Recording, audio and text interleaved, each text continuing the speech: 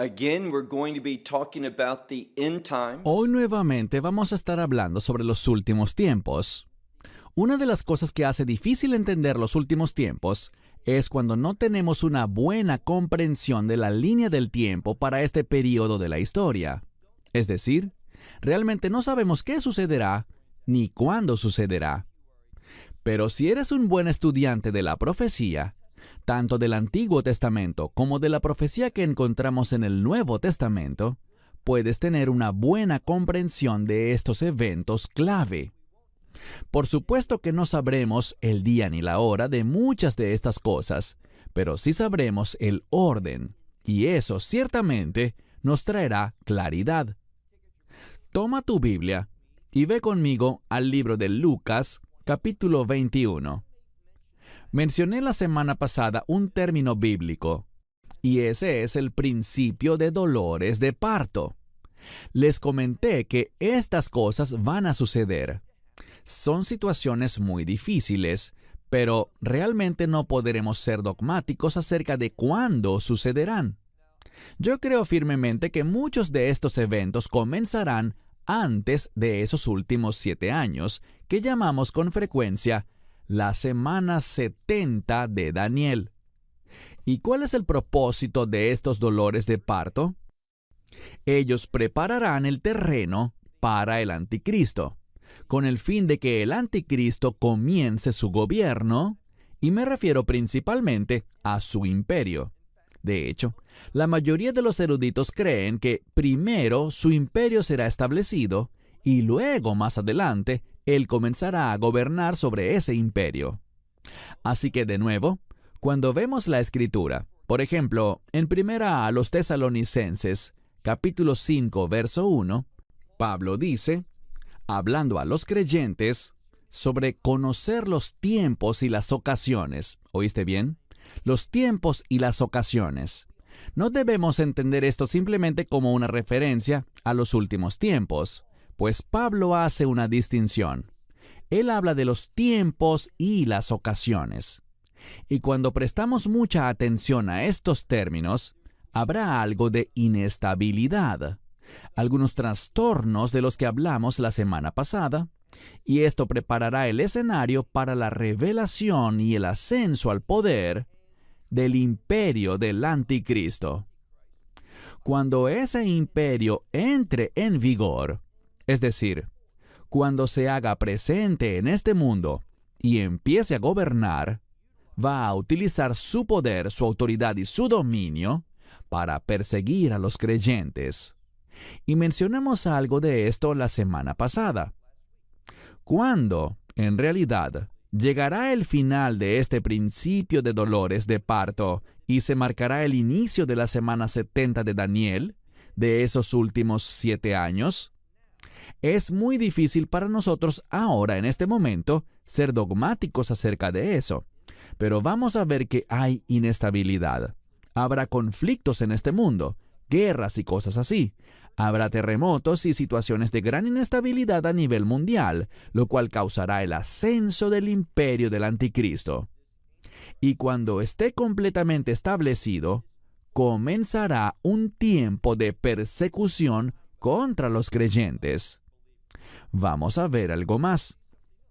Primero, los creyentes serán perseguidos y luego Israel será perseguido. ¿Qué aprendimos en nuestro último verso? De nuevo, toma tu Biblia y ve conmigo a donde estamos estudiando, el Evangelio de Lucas, capítulo 21. Y quiero que comencemos donde lo dejamos la semana pasada, donde dice en el verso 19, Lucas 21, verso 19. En su perseverancia, en su paciencia, que es otra manera como podemos traducirlo, ganarán o poseerán su alma.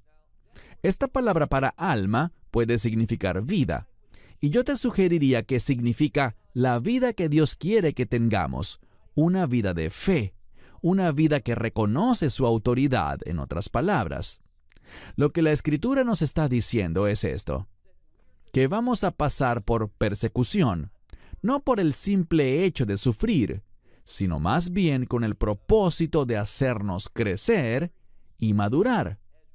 Vemos en el libro de Apocalipsis que la novia, que es una referencia a la iglesia, tomará este tiempo para prepararse, para adornarse para su novio.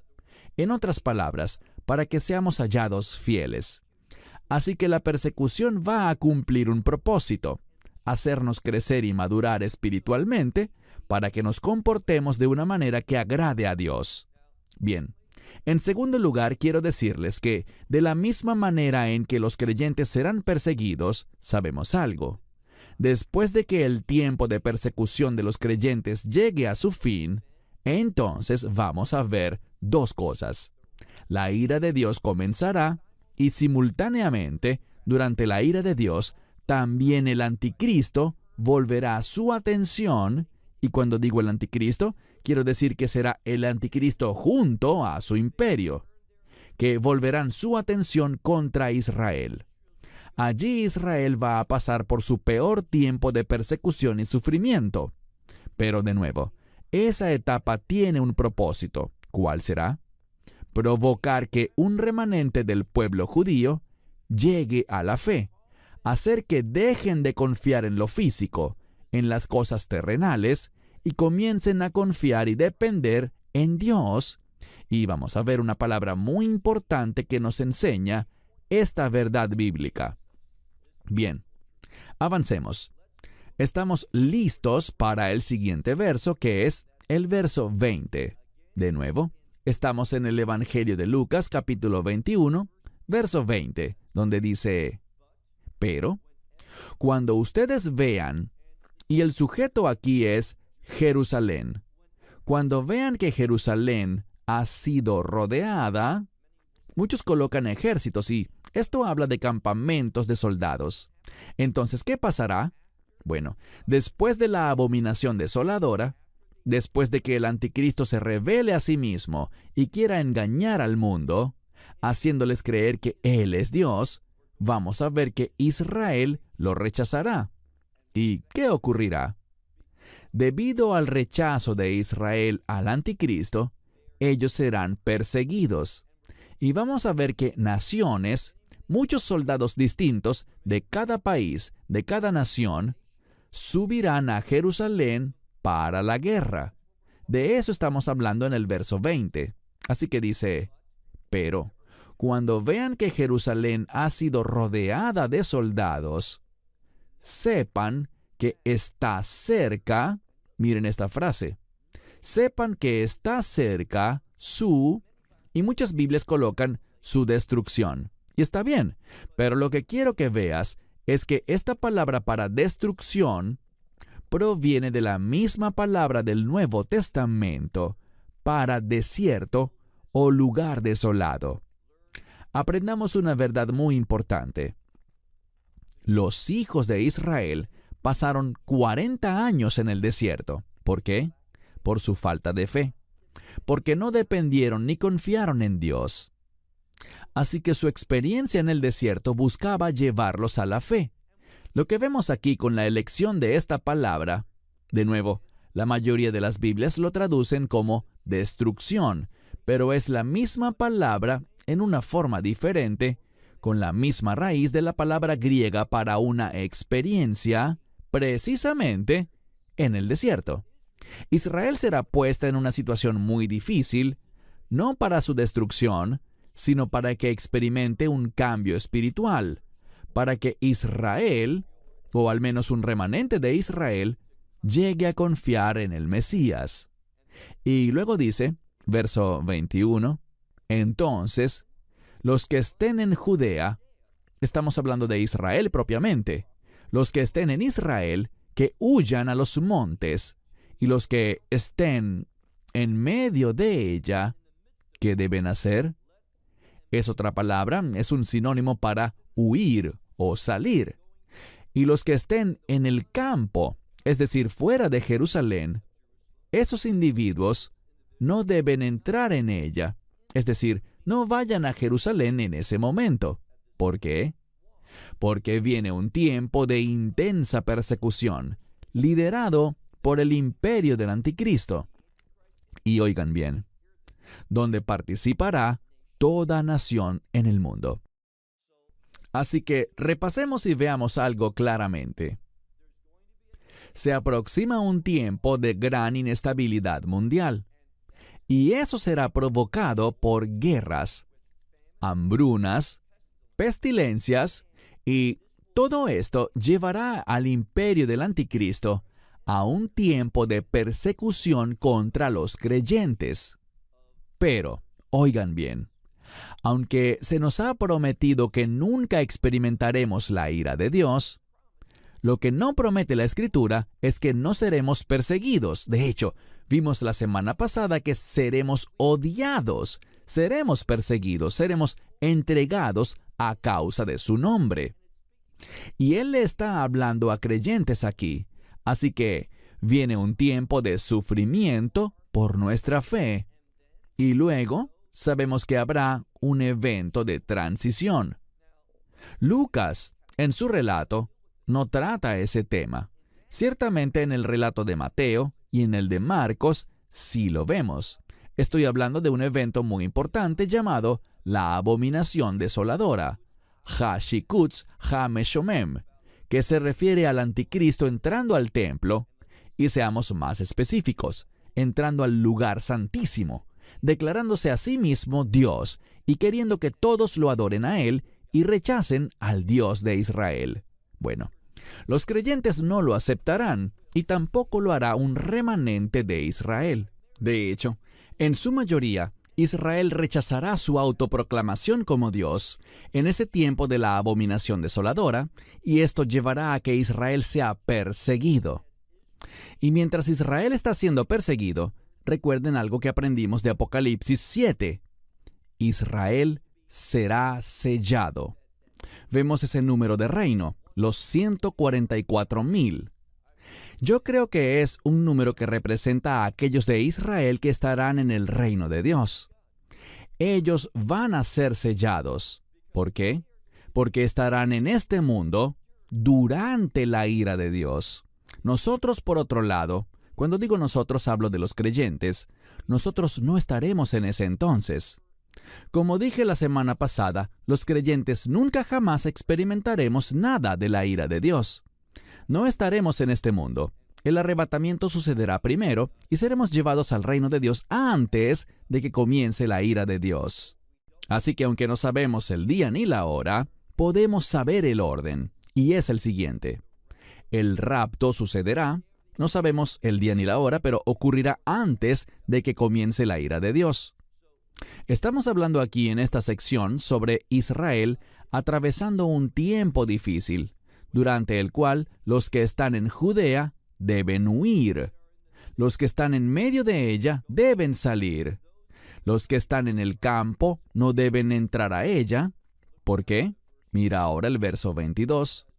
Porque estos son los días de su... Y esta es una palabra para venganza o vindicación. Lo interesante es que esta palabra, si haces un buen estudio de ella, es la palabra para justicia y para manifestar esa justicia.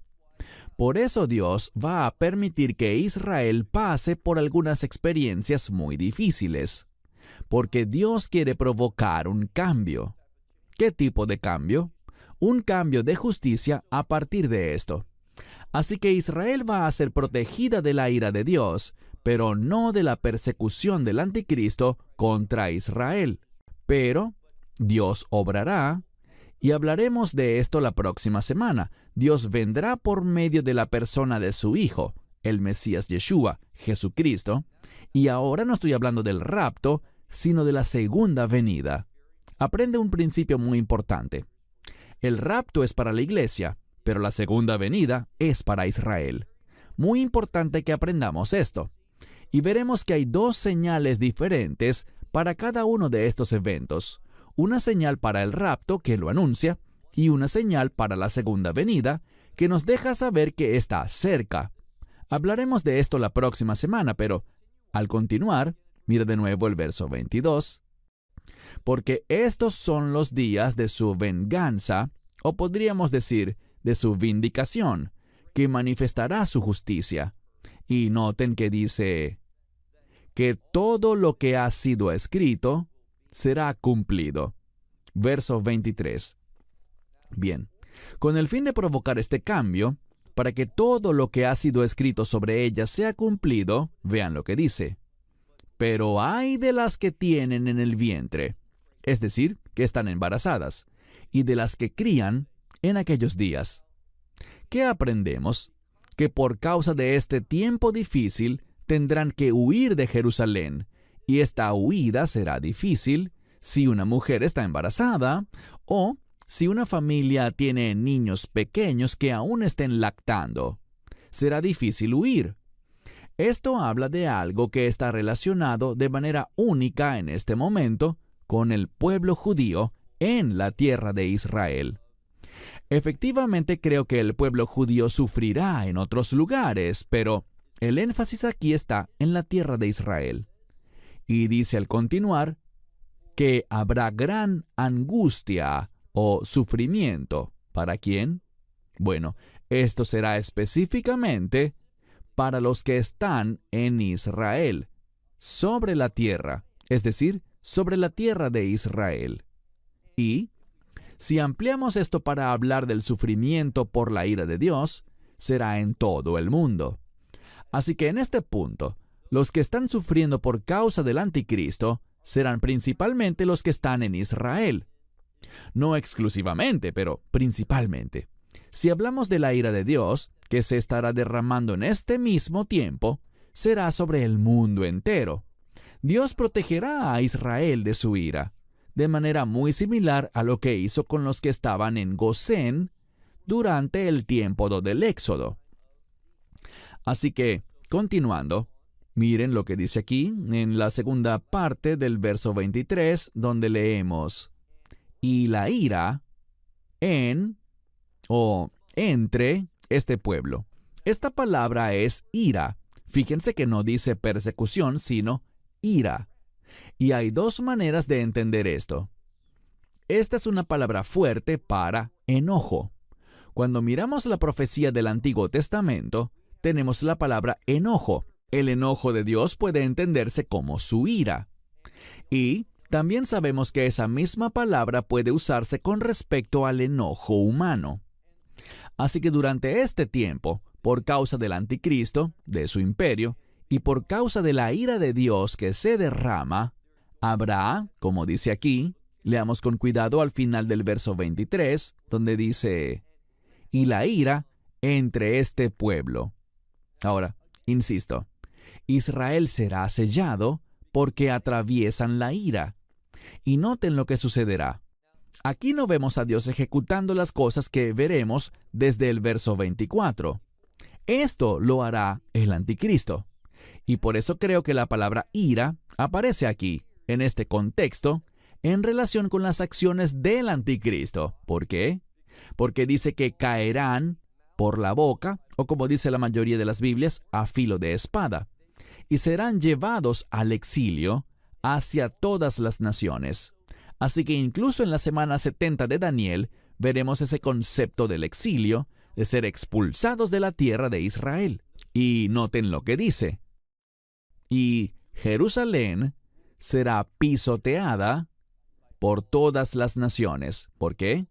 Todas las naciones que suban a Jerusalén para hacer guerra van a pasar por encima, es decir, van a hollar, a pisotear a Jerusalén. Esos ejércitos pisotearán la ciudad santa. Eso es lo que dice a mitad del verso 24. Y noten lo siguiente: todo esto sucederá hasta que los tiempos de los gentiles se cumplan.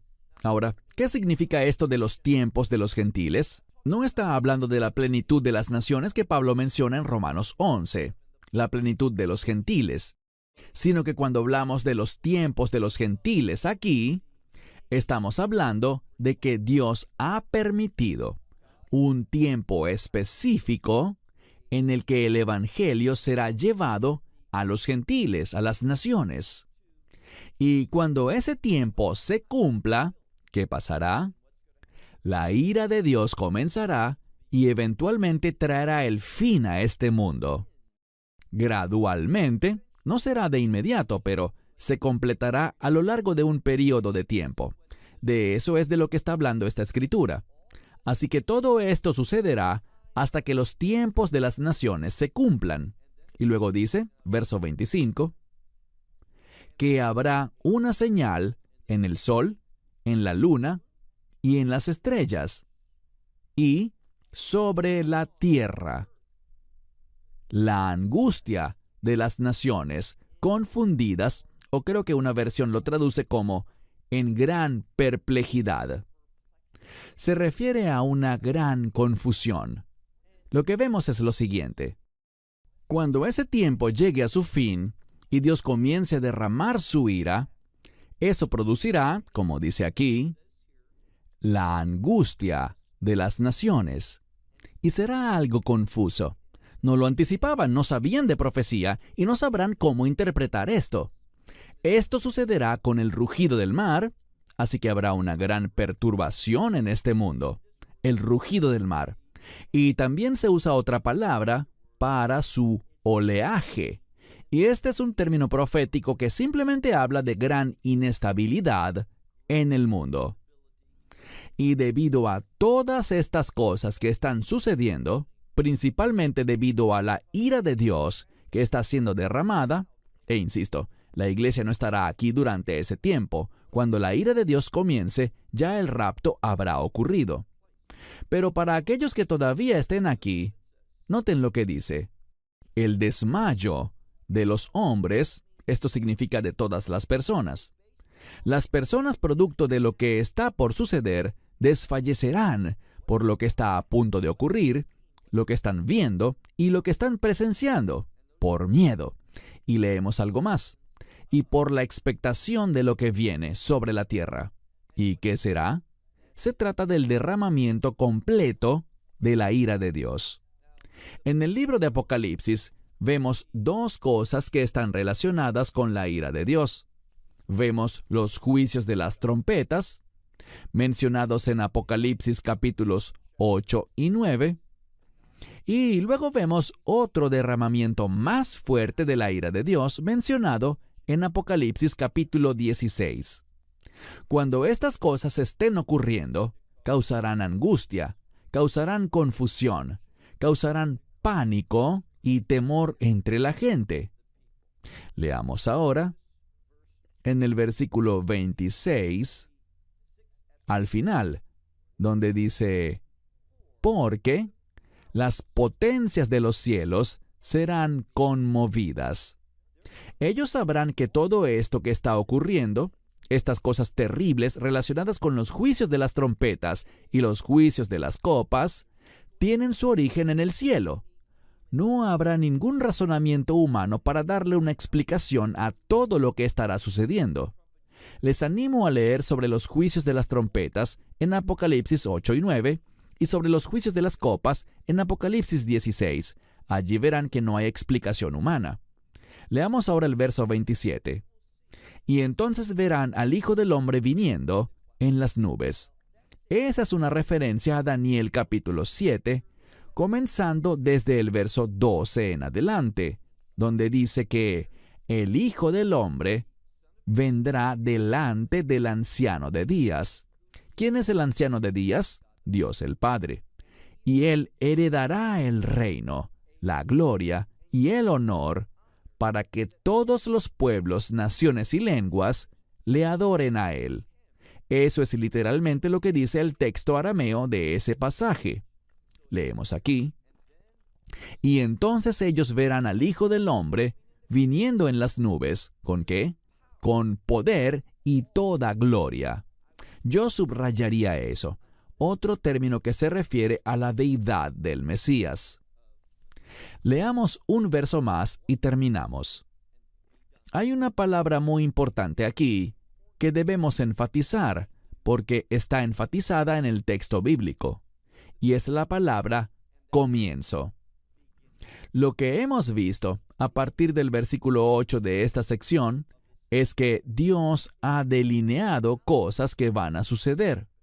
Los dolores de parto, nación levantándose contra nación, reino contra reino, habrá hambres, habrá pestilencias, se desarrollará una persecución contra los creyentes.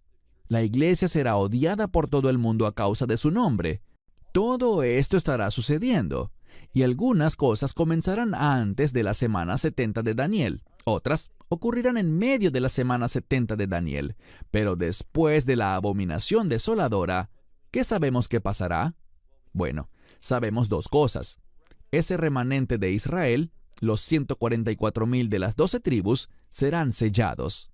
Y después de eso, ocurrirá el arrebatamiento para posteriormente y solo después del rapto, se dé inicio a la ira de Dios.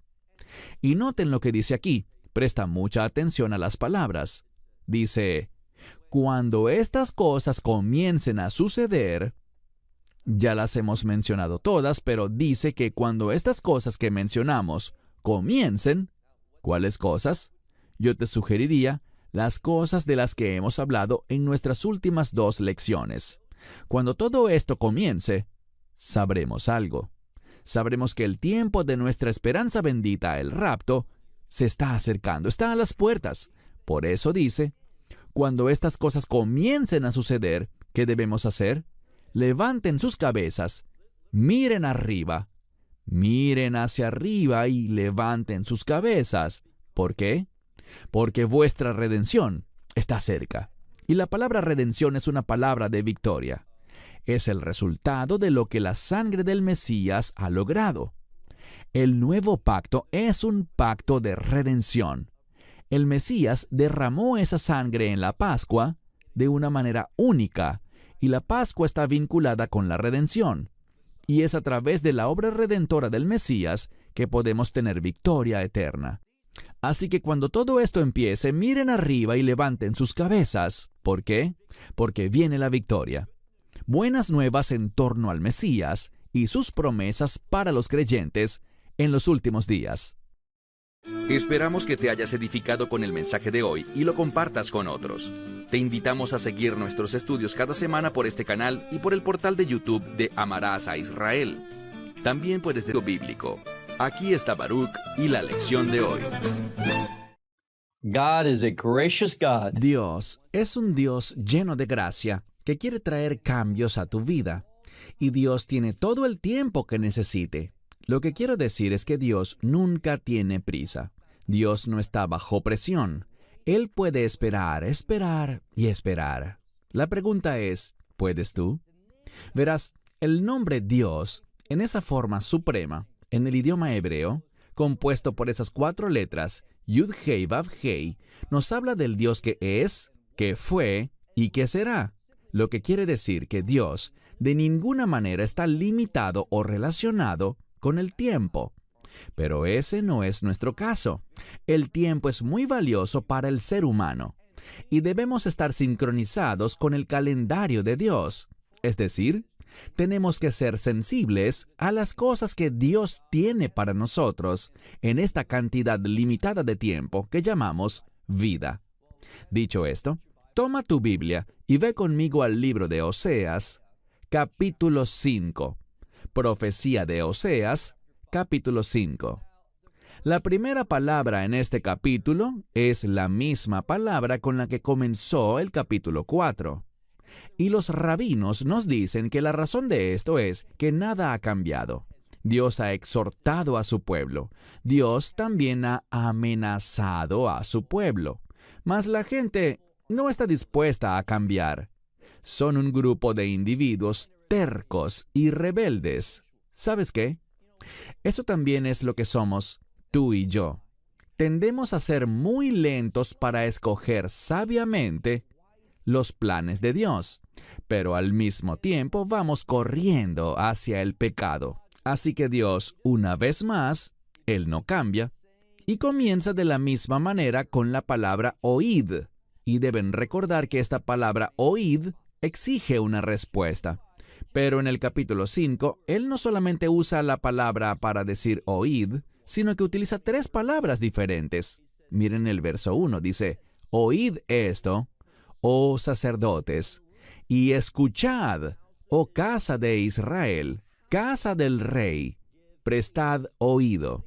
Así que estas tres palabras diferentes revelan tres verdades importantes en torno a la naturaleza de Dios. Que Dios es un Dios que habla y exige una respuesta. Que Dios quiere que escuchemos para que podamos acercarnos a Él. Y en tercer lugar, esa última palabra para oír nos habla de intimidad. Con mucha frecuencia en la Escritura, es usada para alguien que viene y habla suavemente al oído de alguien. Así que nos dice, de acuerdo con la tradición rabínica, que Dios está diciendo estas cosas por amor, por el deseo de quitar aquello que es una barrera entre Él y ellos, para que puedan experimentar intimidad con Él. Pero si no lo hacen, ¿cuál será el resultado?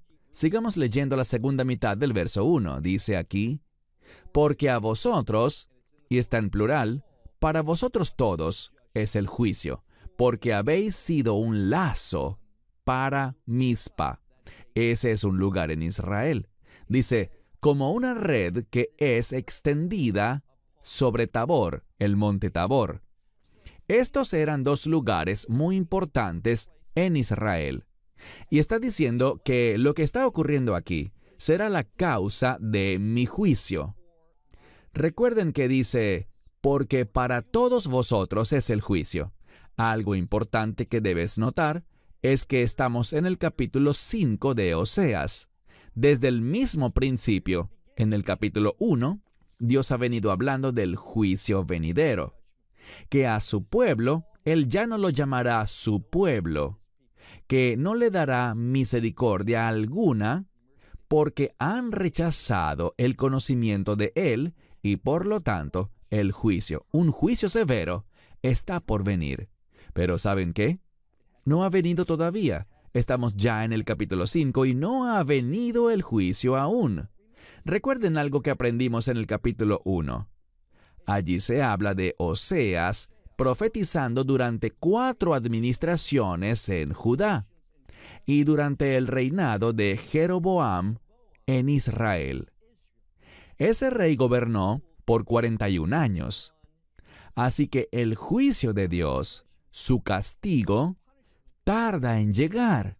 Pero no confundas esa tardanza del juicio de Dios con que Dios guiñe el ojo al pecado. No, Dios es lento para la ira. ¿Por qué? Porque Él espera poderte perdonar y extenderte su misericordia. Pero eso solo pasa si estamos dispuestos a responder, solo si estamos escuchando, solo si estamos oyendo y solo si estamos prestando oído a sus palabras. Pasemos al verso 2. Aquí se habla de un grupo de personas. En hebreo es la palabra setim. Setim, en hebreo moderno, es una palabra relacionada con alguien que es un desviado.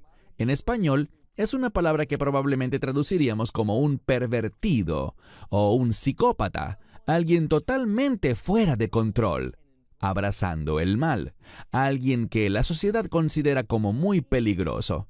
Y eso es lo que Dios está diciendo. Él dice que cuando mira a Israel ve un grupo de personas totalmente descarriadas y que están trayendo peligro sobre la nación. Y él dice, ¿por qué? Mira de nuevo.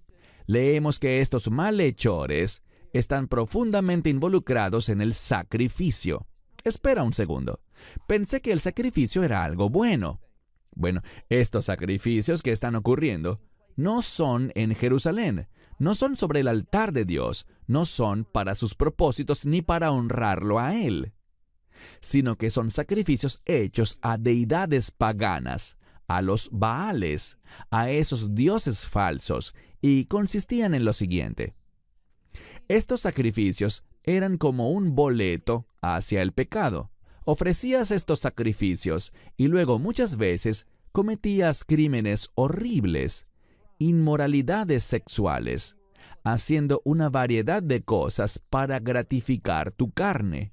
Así que este pasaje dice, sí, estos individuos son desviados, son individuos que hacen el mal porque están profundamente involucrados en este sistema sacrificial de idolatría. Y luego dice, yo me he apartado de todos ellos. Verso 3.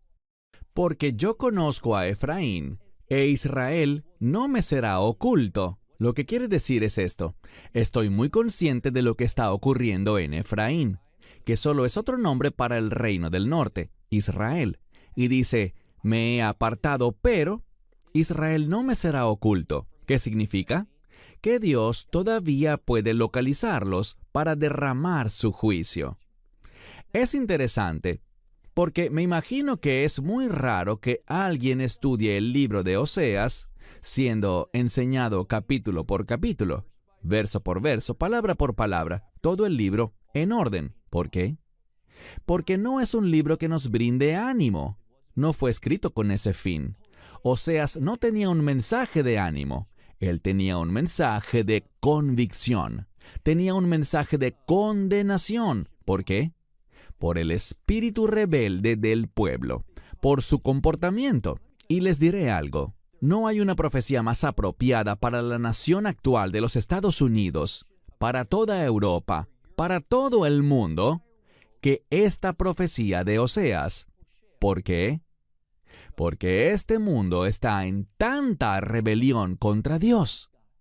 Vemos que estamos viviendo en un tiempo, y todos ustedes lo han oído, un tiempo en el que la gente llama a lo bueno malo y a lo malo bueno. Vemos tantas cosas que Dios dice que son una abominación siendo aceptadas. ¿Y qué es lo que mayoritariamente escuchamos decir a la iglesia? La iglesia ha tomado el término amor y lo ha malinterpretado totalmente para definirlo como simplemente aceptar y abrazar y tolerar casi cualquier cosa. Y nos esforzamos por seguir un rumbo que está en conflicto con la verdad de Dios. Por eso, muchas personas no conocen gran parte de las Escrituras. De hecho, yo estaba compartiendo el libro de Oseas, en Israel, con un grupo de habla hebrea, y les pedí que sacaran el Tanaj, y tuvimos que darle el Tanaj a la mayoría de las personas, y les dijimos, abran en el libro de Oseas. La gran mayoría ni siquiera sabía dónde estaba el libro de Oseas. Así que no estamos familiarizados, ni judíos, ni gentiles, ni los que están en la iglesia, ni los que están fuera de la iglesia. No estamos familiarizados con la verdad profética. Debemos entender, como aprendimos en nuestro estudio del Apocalipsis, que hay una relación directa entre la verdad profética y el testimonio, es decir, en cómo vivió el Mesías. Él abrazó, y podríamos decir, Él demostró la verdad profética en su vida. Muy frecuentemente Él decía, he hecho esto, he dicho esto, esto ha sucedido, ¿para qué? Para que la palabra de Dios se cumpla. Y la mayoría de las veces esa palabra provenía de los profetas. Así que dice aquí, a mitad del verso 3, Israel no estará escondido de mí, porque ahora, Efraín, tú has actuado como una ramera, y por tanto Israel está impuro. Verso 4. Leemos. Ellos no se apartarán de sus malas obras para volverse a su Dios, porque un espíritu de prostitución está en medio de ellos, y al Señor no conocen. Este verso es muy importante. Lo que quiero que veas es esto. El profeta está compartiendo un mensaje desde la perspectiva de Dios. Él mira y dice, el pueblo tiene un espíritu de prostitución. ¿Significará eso que andan por allí cometiendo inmoralidades y pecados sexuales? Bueno, tal vez sí, pero la forma en que principalmente debemos entender esto es que el pueblo allí estaba haciendo algo. Estaban cometiendo idolatría. ¿Qué significa eso? Ellos simplemente hacían lo que les parecía correcto ante sus propios ojos. Si preguntaras a los antiguos rabinos qué es la prostitución en las Escrituras, ¿a qué se refiere ese espíritu idólatra que tenía Israel? Ellos simplemente dirían, cada hombre hacía lo que era recto ante sus propios ojos. Es decir, pensaban que ellos eran los jueces de sus vidas. Y si en algún punto querían volverse a Dios, lo invocaban por muchos nombres diferentes, acudían a distintas expresiones religiosas y se detenían en aquella que les decía lo que querían oír. La verdad de esto es que ellos querían tener el control. No tenían un carácter sumiso. No tenían una actitud de obediencia a la verdad. Querían fabricar su propia verdad. Querían vivir conforme a sus propios mandamientos y no a los mandamientos de Dios. Bien, una de las cosas que frecuentemente digo es la siguiente. Cuando hablo frente a distintas audiencias acerca de la ley, los mandamientos, los estatutos de Dios, puedo ver que una expresión aparece en la gente. Es evidente que ese tema no es de su agrado, no es lo que vinieron a escuchar. Pero déjame decirte, la palabra tamim en hebreo proviene de la misma raíz de donde viene la palabra compañerismo o intimidad, es decir, la palabra sevet. Sevet en hebreo describe un concepto de equipo o compañerismo, personas que trabajan juntas, así que lleva implícito un sentido de cercanía. Verán, Dios nos da mandamientos para que podamos estar cerca, para que podamos tener intimidad, para que podamos estar en comunión con Él. ¿Cómo deberíamos entender esto? Bueno, aquí está la verdad. Quiero decir, si tú fueras amigo cercano de una persona muy rica e influyente, y él te invitara a que lo acompañes en unas vacaciones de lujo, tú irías con él a los restaurantes a los que él va. Viajarías junto a él en el avión en el que él viaje. Y seguro pienses, vaya, esa sería una experiencia genial. Quisiera viajar en primera clase. Quisiera comer en los mejores restaurantes. Me gusta ir a los lugares vacacionales más cotizados. Bueno, aquí está la verdad.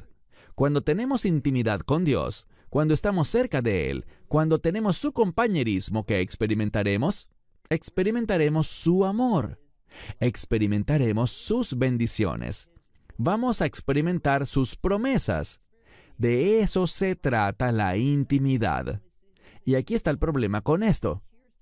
Lo que hace la mayoría es que en lugar de apropiarse de las promesas de Dios, ¿qué hacemos? Perseguimos las promesas falsificadas de Satanás, creyendo que debemos hacer tales cosas, comportarnos de tal manera, y lo que ocurre es que somos engañados y privados de las cosas buenas que Dios tiene para nosotros. Y cuando estemos delante de Él como creyentes y caímos en esas mentiras, ¿qué sucederá? Vamos a sufrir pérdidas. No hablo de perder la salvación. Estoy hablando de que vamos a sufrir una severa pérdida de recompensas. Y me dirás, bueno, entrar al reino de los cielos, eso es todo lo que me importa. ¿En serio? ¿Qué pasará cuando llegue el momento? Porque Dios dice que nos conoceremos a nosotros mismos como Él nos conoce, y habrá una manifestación absoluta de la verdad. Esto es lo que sucederá. El tiempo como lo conocemos ya no existirá, y todos comparecerán ante el tribunal de juicio de Dios. ¿Quién será el juez allí? El Mesías Yeshua, y Él juzgará toda nuestra vida.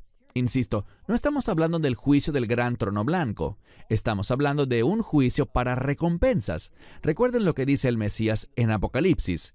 Yo vengo y mi galardón conmigo para dar a cada uno de acuerdo a su ¿qué? A sus obras. Y esas recompensas las usaremos para una sola cosa. Las depositaremos a los pies del Mesías. Toda nuestra vida será convertida y resumida en un conjunto de recompensas, con las cuales adoraremos al Mesías. Pero si eres de los que dicen, bueno, estar en el cielo es suficiente para mí, si entro allí todo está bien.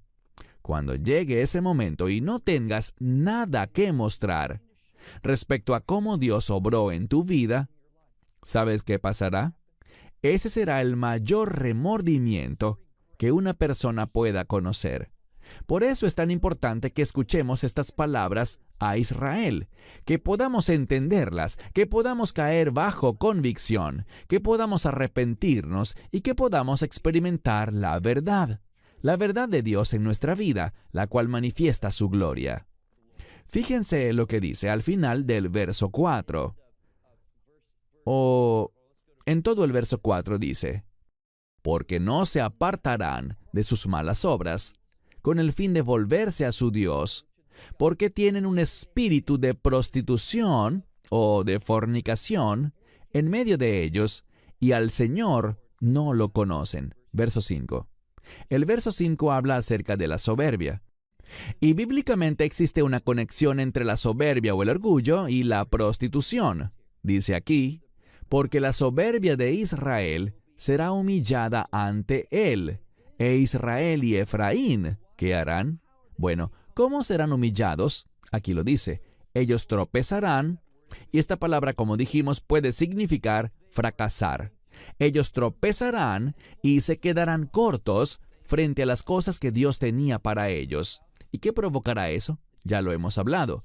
Va a provocar frustración, va a provocar ansiedad, va a generar una sensación de estrés en sus vidas porque no encontrarán paz y contentamiento.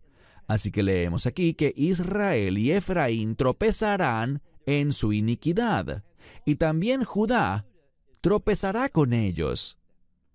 Bien, en la segunda mitad del capítulo 5, vamos a ver que se menciona a Judá una y otra vez.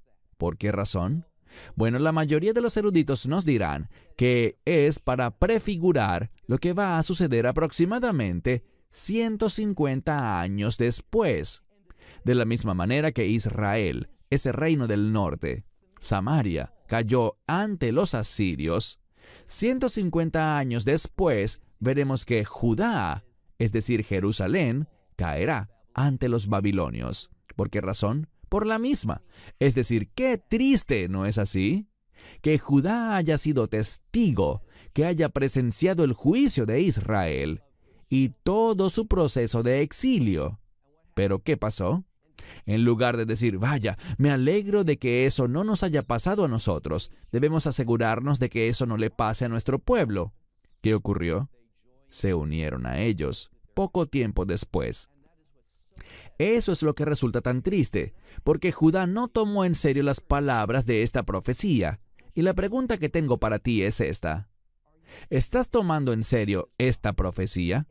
Si eres sabio, no solo estarás escuchando, sino que vas a leer y estudiar estos capítulos mientras los recorremos, y no solo mientras los recorremos, sino antes y después, para que podamos entender la revelación de Dios y que no nos encontremos decepcionando a Dios, quedándonos cortos, tropezando, fallando en las cosas que Dios nos ha llamado a hacer. Avancemos ahora al verso 6. Leemos aquí, y con sus ovejas y con su ganado irán a buscar al Señor. ¿De quién se habla aquí? La mayoría de los comentaristas creen que se está hablando de Judá, que ellos irán al templo en Jerusalén, que continuarán adorando al Dios de Israel, pero tienen algo aún peor. Ellos no mencionarán a los Baales, ni a Asera, ni a otros dioses extranjeros, pero adoptarán el estilo de vida, el pecado y las prácticas rebeldes de esa región pagana e idólatra. Pero a la vez quieren aferrarse a Jerusalén y a ese nombre sagrado de Dios. En otras palabras, lo que intentan hacer es mezclar lo mundano con la piedad. Quiero sugerirte algo. Eso mismo es lo que estamos presenciando tanto en la sinagoga como en la iglesia de hoy en día. Queremos hacer que la adoración a Dios sea cómoda para la gente. Queremos tomar las cosas que la gente disfruta del mundo y traerlas a la casa de Dios, en lugar de entender cuán distinta debe ser la adoración. No debemos prepararla para hacer algo agradable a los no creyentes. Escuché hace tiempo una entrevista a un maestro bíblico muy popular y él dijo, ¿saben?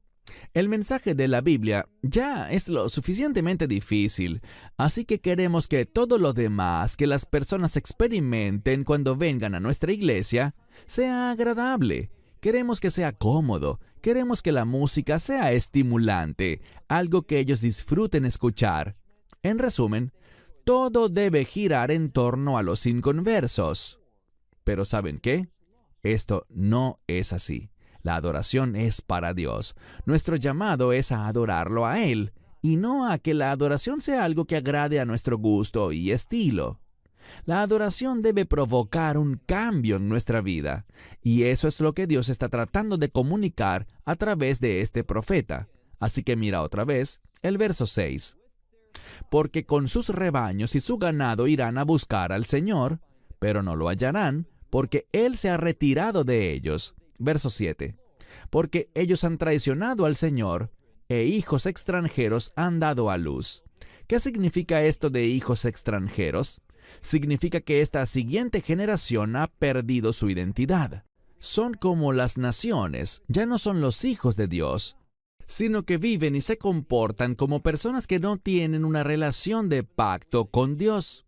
Por eso dice aquí, mire de nuevo, dice, porque son hijos extranjeros los que han dado a luz, y ahora en un mes, serán devorados con su porción. ¿De qué mes estamos hablando? Bueno, la mayoría de los eruditos cree que es el mes de Av. ¿Por qué digo Av? Ese es el quinto mes en el calendario judío. El mes de Av es cuando tanto el primer templo como el segundo templo fueron destruidos. Así que él dice aquí, y recuerden que el contexto ya no es en este pasaje Israel o el reino del norte, sino Judá, el reino del sur, donde está Jerusalén. Y lo que dice es que en un mes, muy probablemente el mes de Av, el quinto mes, todo llegará a su fin. ¿Por qué? Ese es el mes cuando el templo será destruido y cuando Israel, o debería decir Judá, saldrá al exilio. Así que en un mes serán destruidos ellos y su porción. Versículo 8. Noten lo que dice.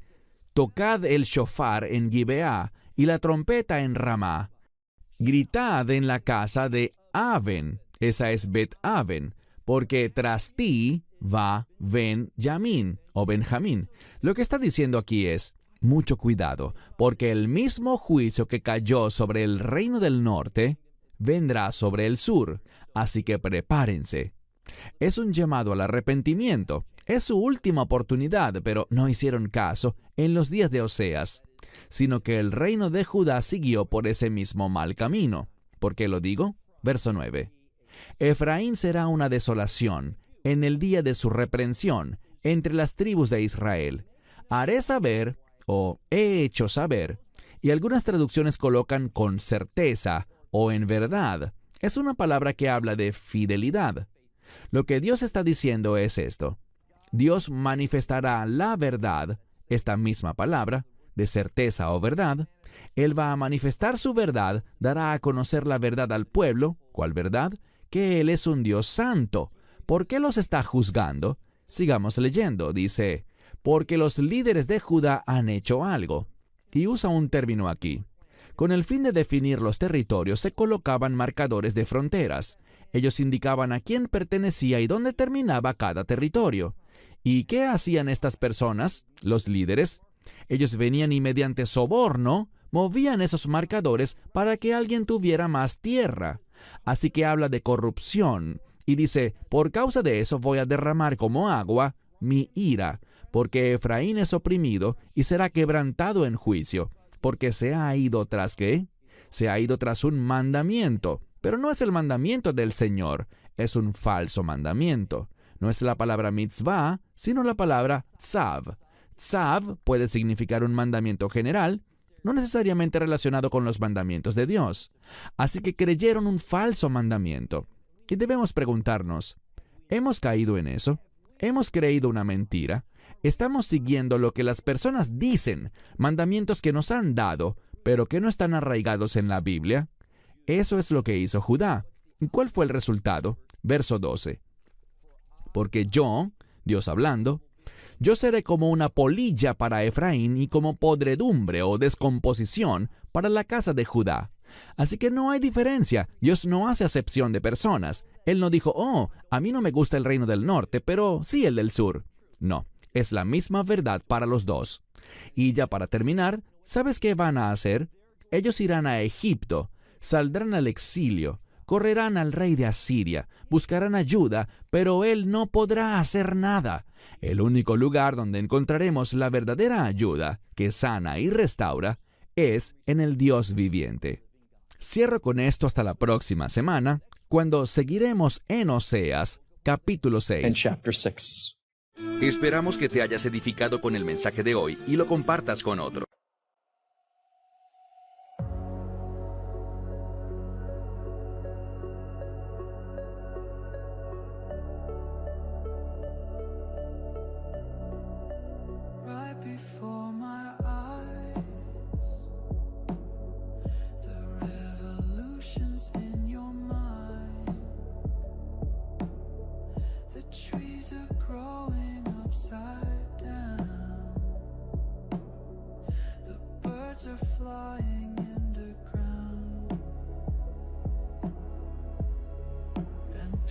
smile at you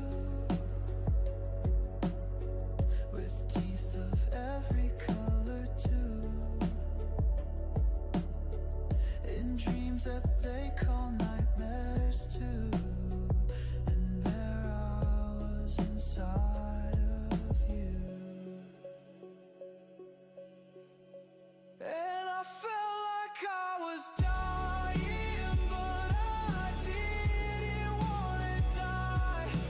I thought I was flying, but I was falling from the sky. And when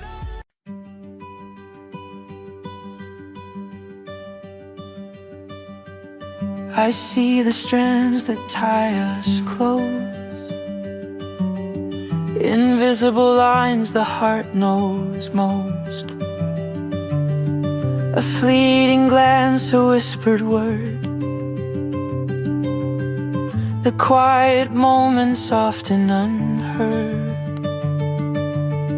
Through every twist, through every bend,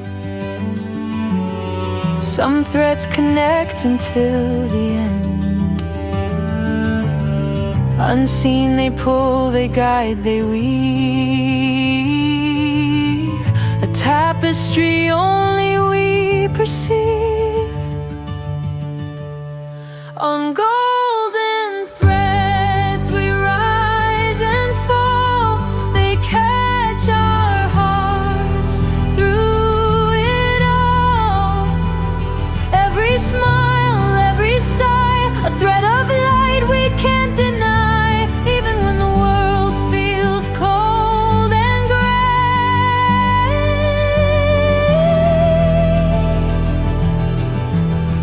These golden threads will guide our way.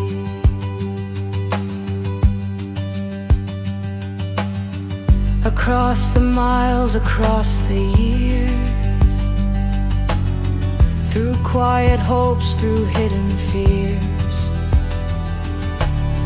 I feel the pull, the gentle hand,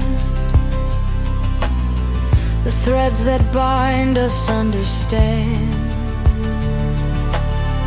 They shimmer softly in the night, invisible paths of warmth and light. No distance breaks, no time can sever. These threads remain forever. On golden threads we rise and fall, they catch our hearts through it all.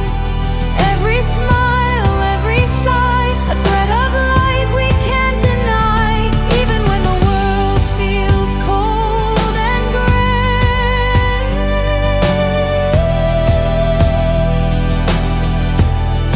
These golden threads will guide our way. Maybe someday we'll understand the gentle pull of this hidden strand.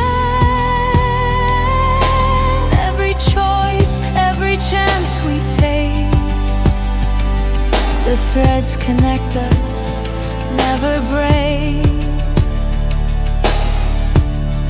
On gold